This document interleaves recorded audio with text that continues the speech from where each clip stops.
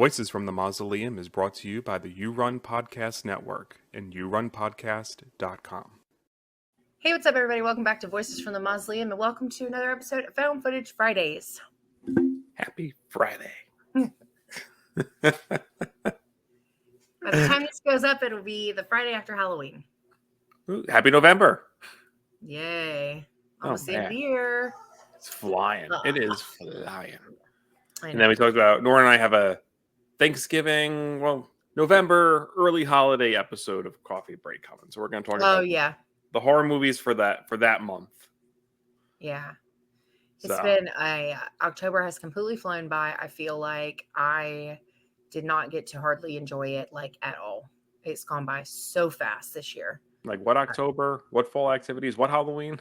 I know. It's insane. It is crazy. But I have been doing 31 days of found footage. And in that adventure have found more found footage to discuss. The good, the bad, the ugly. Yeah. So, and this one is, so I've been kind of promoting the Found streaming service, which is a streaming service just for horror found footage. Just released the episode this week where we got to meet the creators of that, which is an incredible conversation. That's so cool. I remember, I'll put it in the cloud so you can go check that out. But this one was actually not on Found. This one, I got an email from an indie filmmaker named Chris Vanderkay, who wanted to see if I was interested in a screener of his POV horror movie that he's working on getting it on streaming. And so I, of course, said, yeah, we very rarely will say no to indie developers. And so anyway, so we sent us a screener, and so the movie we're going to be talking about is the 2024 found footage movie Ask. Ask is a found footage style movie that basically is about this man who has a content creating side of where he's trying to teach people what it's like to be successful and to manifest their dreams and to do all these things. And the truth is he's maybe not doing so much of it himself yet. And mysterious event occurs and suddenly all of his dreams are coming true, but they come at a cost. And very monkey paw, if anyone's familiar with the fingers. And yeah, so this is only available on POV Horror. It is a website. If you are subscribed to them, you can watch it, I think, for free is the deal. And if not, you can rent it for only $1. I definitely think it's worth at least, I don't feel like that's too much to ask for an indie found footage movie to go see. But yeah, so, what do you think? First initial thoughts? Yeah, I thought it was refreshing, especially so we're starting to see a lot of content creator themed horror movies, specifically in the found footage genre.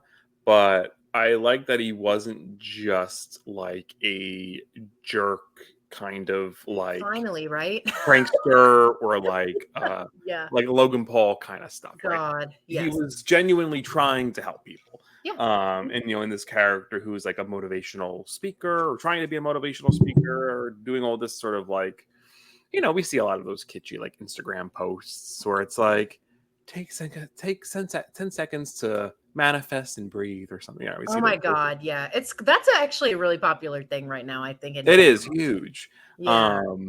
Mindfulness and manifesting but I like that he just wasn't a jerk character. It was a person who was genuinely trying to do good in the world, and so that was a good angle. So that kind of got me into it from the get go. And then as everything unfolded, I thought it was pretty clever, some of the stuff that Chris did. Yeah, no, I totally agree. And we did decide that we were going to keep this spoiler free because it is a brand new. He's working to get it on streaming, so we're going to treat it like we do, our previous spoiler free episodes where we don't do the tapes, we don't deep dive. We're just going to talk general thoughts and kind of talk about the things that we like, because we did both like this. And I think to your point, the content creating side of found footage style horror, it works so well for me personally, because I think a lot of it ends up being really relatable in ways that I think people who maybe have never done content creating don't really quite, get. But I thought the character he played was a really interesting balance of fraud and friend. Like I think he did a really good job of playing that. And when I talked to him, one of the things he said is like he's not an actor. He's like he just felt like that was just something he had to do because he wanted to make the movie, and it just that's how it worked out, right? And I think I think I told him, I said, well, for what it's worth, I think you sold the idea great. And I know like it's interesting because I think this has a very like steady pace of things, because the things that start to happen start out very small. It's little things here or there. And then slowly everything starts to become a little more chaotic and then, just kind of grows from there. But I also was surprised to find the humor in some of the moments in this too, because it's definitely not, I would not categorize this as a comedy by any stretch of the imagination. But there's like that moment, and this isn't a huge spoiler or anything. There's that part about the dog when he's like, I should probably name it, where I just like just laughed. I was like, because to me that's a realistic response. That would be me in that situation. I'd be like, well, I guess we got to figure this thing out. Like he just felt very human in those moments. Things that happened. And I think there's some things in this that took me by surprise. It's so many different like filming techniques that I was surprised. Like it didn't feel like it stuck to just one thing. You know what I mean? No, not at all. And well, like the gimmick kind of throughout the film is like he hires a virtual assistant. Yes. Who just gets all his footage uploaded to like a Google Drive or something. Yeah. And so that's sort of how we're getting the kind of constant stream of stuff. Yeah. Yep. So I sort of like that. And so within that, right, you're getting like phone stuff, like phone shots. You're getting like the actual YouTube videos that were edited. You're getting like so it's sort of all done live streams. You're getting like kind of a whole bunch of different things, mostly through the phone, but you're getting it presented in a different way. Yeah, no, for sure. And I loved his like little, the shift of who he's playing, because he plays himself essentially. Like Chris Vanderkay is Chris Vanderkay in this movie, and he really did a good job of going back and forth between the like, you got to do it for yourself when he's like doing the YouTubes, and then he's like in real life he's like, like the kind of duality of like, this is what would have to be like on camera because this is what I'm trying to do, but here's where I am with it actually. And I thought that he balanced that really, really well. Kind of going back and forth, especially because he specifically was like not super into the whole having to be an actor thing. So I thought he did a really good job. But it worked sort of like playing himself in the sense that like it didn't feel like someone who doesn't know how to act trying to act for the first time. It was someone just being themselves. And then in turn, because that feels like more of a genuine performance. Yeah. Like they're not just saying things like he's just sort of, it came off very genuine, which I thought was surprising. You don't see that with a lot of found footage films where you genuinely feel like you're watching like a real thing, like or someone truly being themselves. Well, yeah. And just for viewers, he also told me that he didn't write it. Like he wrote out ideas and concepts, but like there wasn't written monologues. Like all that stuff he says and does, he just did in the moment because he said that was one of his things. Was he was worried that if it was too scripted, it would come off as scripted, and he wanted it to come off more realistically. And so he just kind of just did it, and that made it feel more genuine, which I think worked. No, that's great. I mean, like, I imagine he probably wrote out like a beat sheet or something. Yeah, right? something like, that's got like X, Y, and Z is going to happen. Yeah, right. Yeah, I just have to say things to get to that point. Yeah. But which just like in general, the writing is like it's improv basically, but which I think did probably help. I mean, if you're not, like I talked about, like that's why I don't really try to do like heavily scripted stuff, because if I do, it comes across as scripted. No. It's always, to me, it's always obvious when somebody is doing something off of a script in content creating versus like just going at it however. So no, I think it worked to his advantage. Oh yeah. No, I think improv works pretty well for comedy and surprisingly horror. Yeah, Creep is 100% improvised. Yeah, I get that. And everybody loves that one. I still have never seen it. But now there's a TV show apparently, so. Yeah, the show's going to be. There's two or three movies. Yeah, I know. And I do like Duplass. Mark Duplass, yeah. I think so. He also has a brother, so I could be thinking about the brother. I don't know Oh. which one this is. Whichever one was on Transparent, I like. Oh, okay. Yeah, I don't know. I don't know if Yeah. it was that one or not. Me One of neither. the I have two. no idea. I hated Creep, so I don't. You don't like killer POV, right? I don't. I really just don't like if it doesn't have like a monster or something supernatural. I'm it's going to take a lot to make me really really like it. Like I don't think I've liked any that didn't have something else going on. Yeah, That's just people. I mean, I like some. I can appreciate them for what they are or recognize that it's a talented writer, director, actors, right? But it's not going to rate high for me because I find them boring. Oh, yeah. except I for the mean, Poughkeepsie tapes. Poughkeepsie's interesting. That Well, would that's be also a the mockumentary. exception. Huh? You might. Well, it's a mockumentary. You're not necessarily getting it from the killer POV. That's a good point, I guess. You know, it's a little more like I think if it was from the victim's sense, like you said, like the slasher could be. I mean, we're going off from Ask, but I'm like, if you did like something like a Friday the 13th, which I know they've rumored of doing like a found footage Friday the 13th, that's off the table. I think that was like years ago, Yeah. but like that's interesting, right? Like it's more of like campers are all hooked up to cameras, and you know, you're not getting a lot of the killer's perspective, you know. Yeah, no, that's a good point. It's a little different. That's But true. but anywho, that's But yeah, not Ask at so all. So yeah, but I think the improv worked for Ask yeah. though, because it did make him feel very genuine. Because I mean, there were times where I was really concerned about like because I did care about him as a Mm-hmm. character. And I think there's two, like there's that it kind of was like this interesting. I don't know that this is going to hit everybody like this. I think it's fine if it doesn't, right? Because everybody gets different things out of their media that they consume. But it was interesting because we talk a lot about like we've noticed, you know, oh, we've had growth. We reached like a huge milestone this year. Like, you know, we talk about Mm-hmm. those things. And then there are days though where I feel like I'm like, we're never going to get there. Like I You have hit those you hit a days, just slump, being yeah. totally transparent, where we see channels that used to be neck and neck with us that have suddenly just like really taken off. And like, and it's not that you're not happy for them.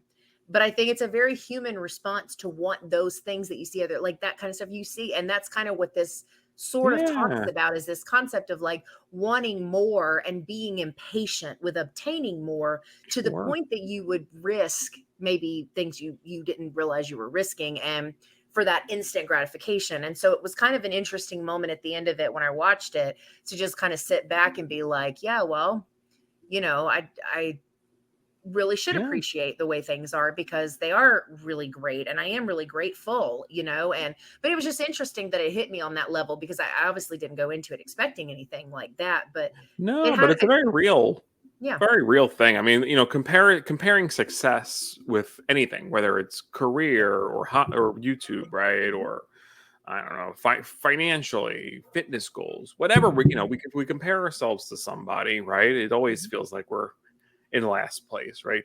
We're always in last place to somebody else. Yeah.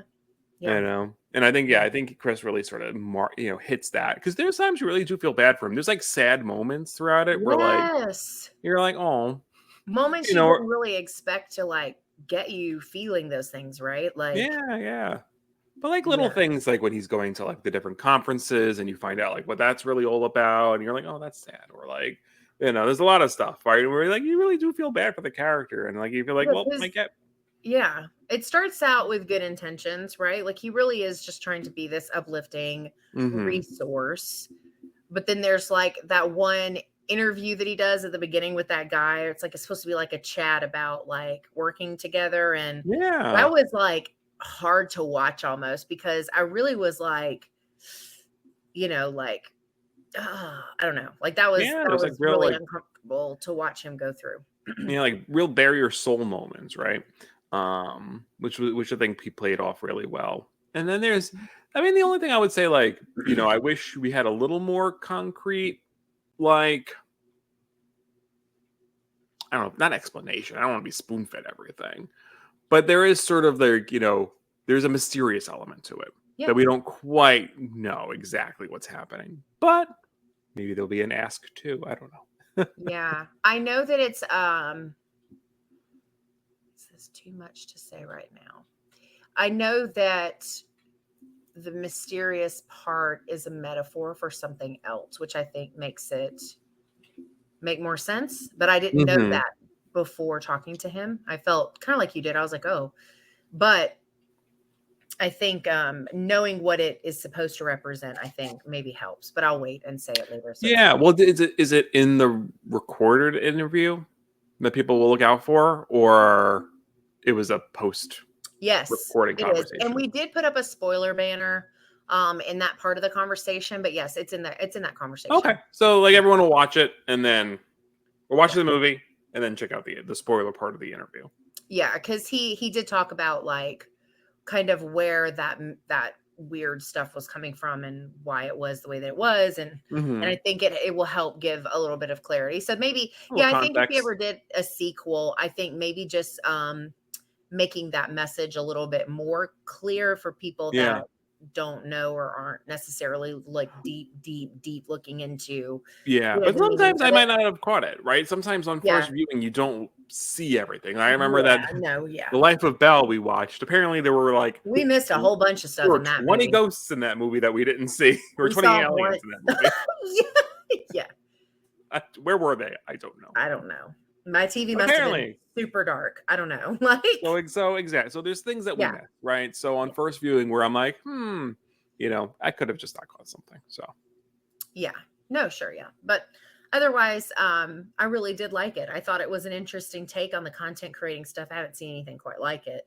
And he's awesome. He's such a nice guy.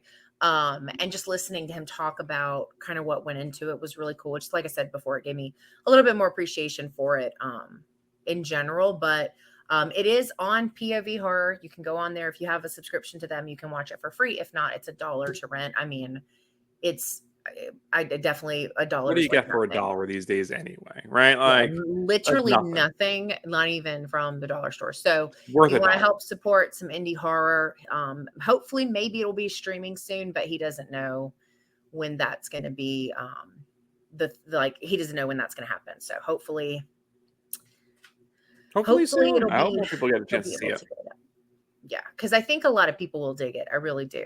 I'm sure there's probably an audience that won't appreciate it very much, but I think there's definitely an audience for it. So I'm excited to see it get out so more people will watch it. Every movie's got its audience. It's just 'cause they That's gotta true. No, it's you're gotta totally right. find them. That's Totally it. right. Yeah. No, All you're right. totally right. But yeah, check out Ask. Follow Chris on socials if you see him around.